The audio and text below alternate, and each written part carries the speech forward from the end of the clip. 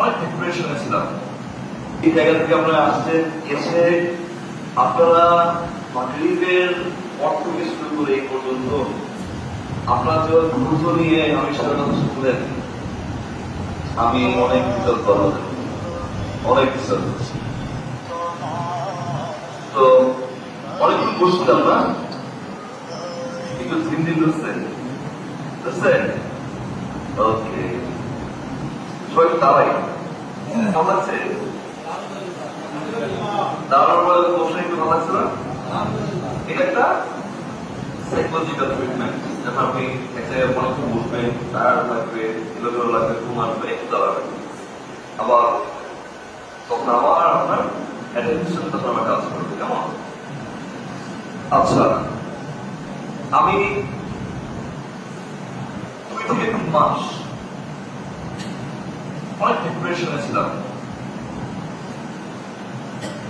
অনেক মন খারাপ হতো আমার, আমি অনেক কষ্ট ছিলাম। আমার ঘরের ভিতরে বসে আমি কাঁদতাম, আমার আম্মু আমাকে নিয়ে মন খারাপ করে থাকতো, কি হয়েছে। বিভিন্ন রকমের প্রেশার, বিভিন্ন রকমের কাজের চাপ, আশেপাশে মানুষের দেওয়া কষ্ট, এ বুঝতেছে না আমাকে, ও বুঝতেছে না, এইটা কেন হচ্ছে, ওইটা কেন হচ্ছে, এটা কেন হচ্ছে, ওইটা কেন খারাপ লাগতেছে, এটা কেন হচ্ছে না, ওইটা কেন, সব কিছু মিলে না আমরা খুব ডিপ্রেশনে কাজ করছি ওই সময়।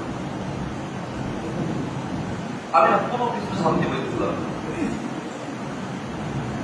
আমি চলে গেছি আল্লাহর ঘরে, আমাদের ওমরা করে আসলাম আর কি, বাইতুল্লাহ। হুজুর পাক সাল্লাল্লাহু আলাইহি ওয়াসাল্লামের রওজা মোবারকে গেলাম, ওমরা করলাম, নামাজ পড়া শুরু করলাম 5 ওয়াক্ত। বিশ্বাস করবেন কিনা জানি না, পাইছি।